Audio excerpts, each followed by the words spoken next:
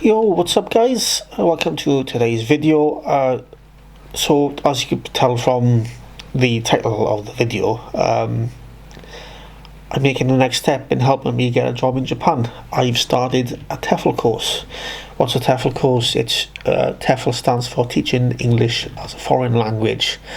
It seems to be combined with TESOL type stuff as well, TESOL, which means teaching English to speakers of other languages. So it's not very much difference really. The difference is TEFL, you can basically teaches you to go into schools in a foreign country. Like obviously for me it's going into Japan, but you can go into China, a lot of Asian countries, into Europe, South America, maybe in parts of Africa, and teach there, and you follow their curriculum in their schools, or even be one-to-one or private tutors in businesses or self-employed.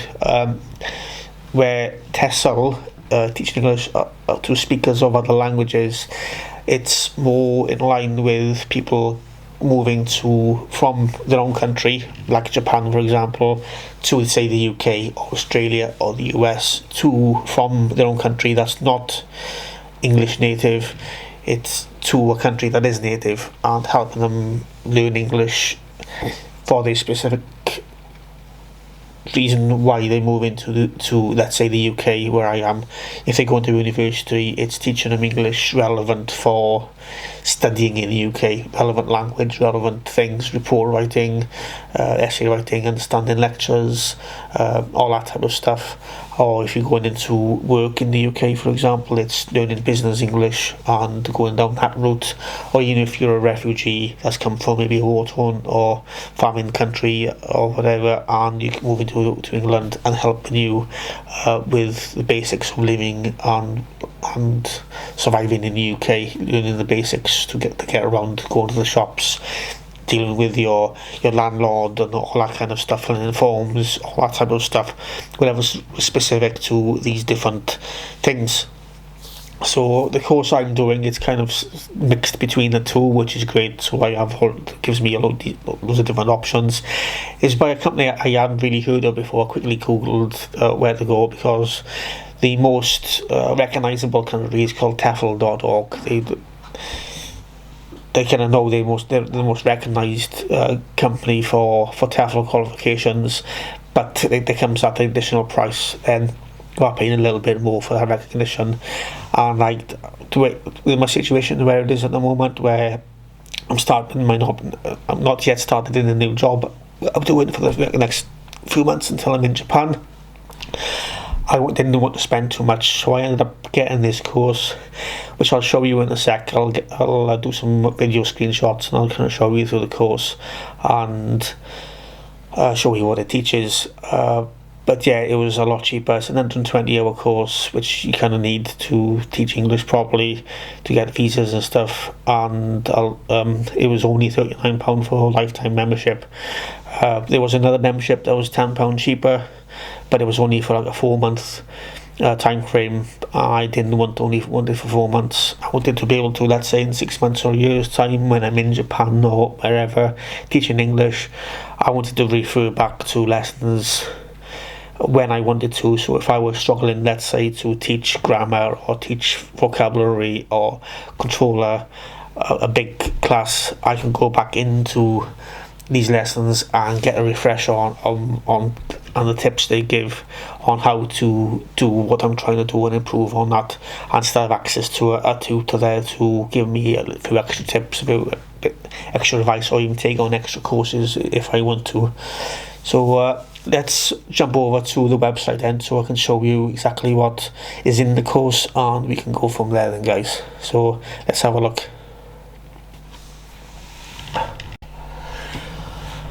Okay, so here we go, guys. I'm in the my course, and I'm just going to go through the modules. There's a few modules on here, and you can see I'm 10% through the course already.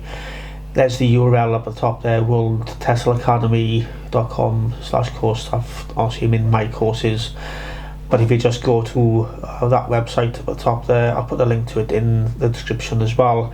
And if you want to sign up for this yourself, then obviously go ahead and see if it's right for you. There's some really good reviews, which I'll try and get through at some point as well.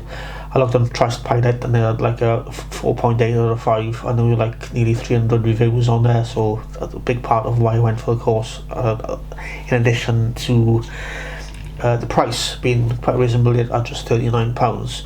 So let's have a look at the course. I think there's a accredited 120-hour TEFL course. Like I said, those are a hybrid of the two. To get visas and stuff like that, to get authorization to teach in abroad, you need to be on the 120-hour course or above. Preferably I come for the 120-hour just to be able to get that. And what do you learn? And obviously you get an introduction, course outline, what is TEFL, course content, study techniques, all that type of stuff, what you've got to do to pass it and stuff like that.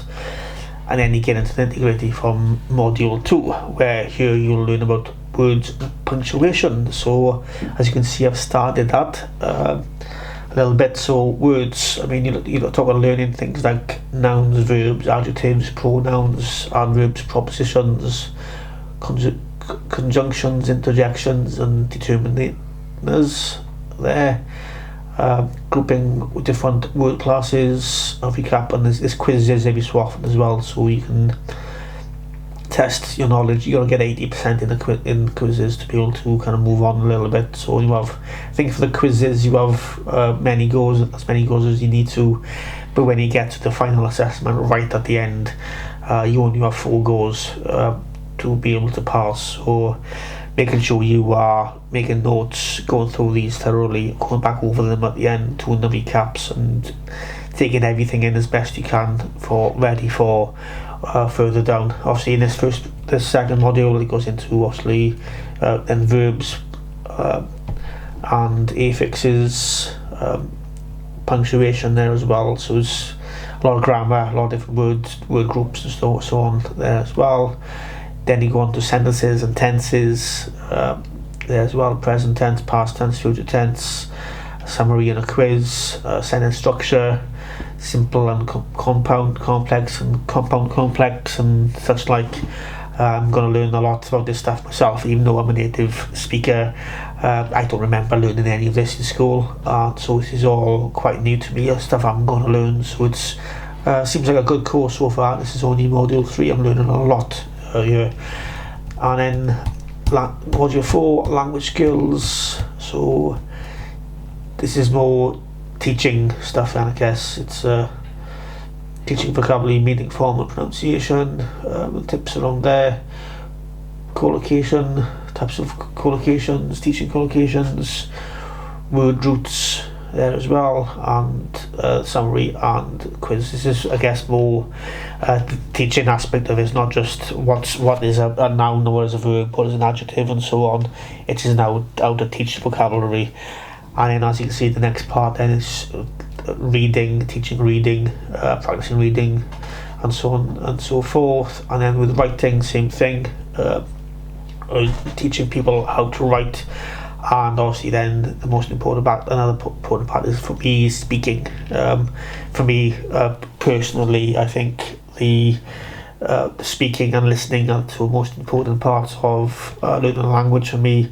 But obviously if you're going to work in a business, if you are going to study abroad, then being able to read and write things like emails, assignment briefs and so on are going to be pretty important to be able to do. So yeah, for me though, speaking and listening are the 2 most important things, because you can interact with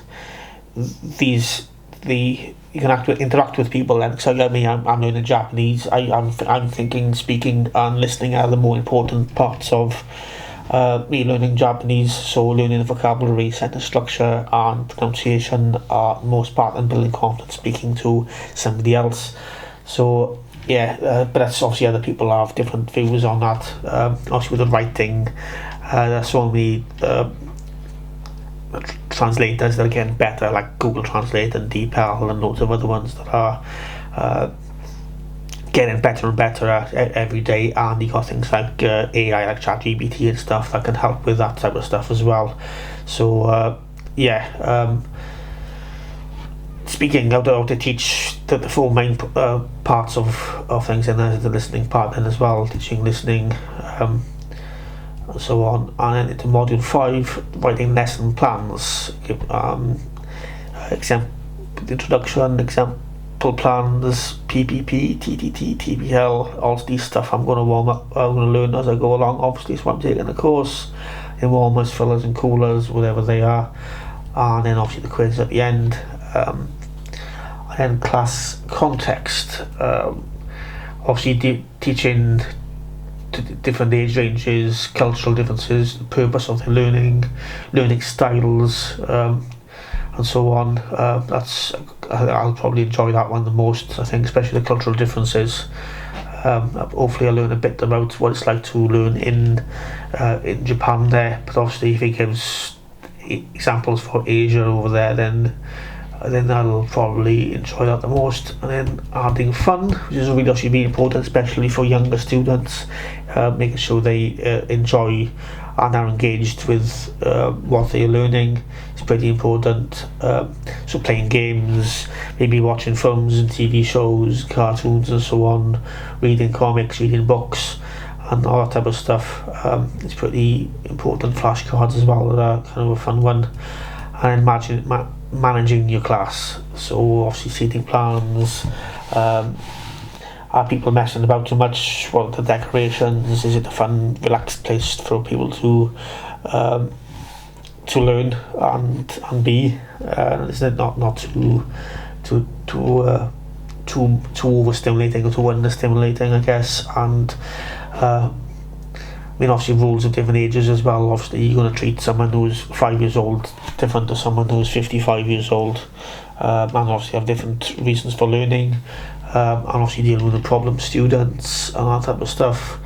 I've been with motivation then as well, things like praise, tailoring lesson plans to specific students, which might be hard with obviously big groups. If you've got say 30 students in a class, that's going to make things difficult to tailor a lesson plan for each one. It's going to be more of a broad teaching plan that kind of that will work in every lesson, rather than tailoring to one-on-one, which is be more if you teach online to one-on-one, then obviously you'll have less students to deal with. You might have 30 students through the week rather than seeing a couple of hundred through the week. Testing students, having assessments, having different dynamic approaches. There's a module on teaching online, so if you're not teaching in a classroom where you've got the 30 students, you might only have the one-on-one on I don't know, Preply or italki or whatever, and making sure you have you're all set up for that, what equipment to use, setting up a classroom, what props you're using, and teaching techniques for motivating students online and all that kind of stuff. And then you go into the final assessment. So for 40 quid there, you seem to get quite a bit of content there, a lot of lessons, a lot of things you are learning quite in depth there. So well worth it. So I'll put a link to this in the description, like I said, and we can go from there, guys. So I'm going to flip back to the main camera and we'll go from there. See you in a sec. So yeah, what do you think of that, guys? Was it, do you think it's worth it taking this course? I think it is. For just £39, you get a lot of content and you learn a lot, and for it. So I say that people like passing this in 2 to 3 weeks, which seems feasible to me, because as you saw, I've not even been signed up for the course for a couple of hours, and I've already done a module and a half.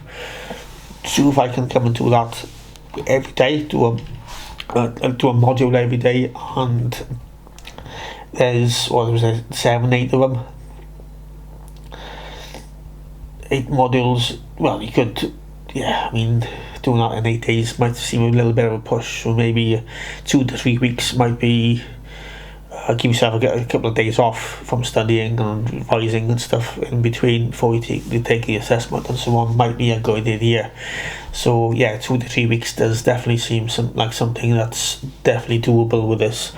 From what I looked at in the introduction, they are putting the harder lessons earlier, things like learning grammar, how to teach, the learning the basics of English, I guess. What is a noun, what is a verb, what is an adjective, and all the other ones. What's a conjunction and stuff. That's all stuff I'm going to be learning, let alone teaching. So they're teaching you that, and then how to learn it, which is great, and then going further in depth in how to deal with students, how to motivate students, lesson plans, teaching online and stuff like that, which is great, really good course. So what do you think, guys, about this course, guys?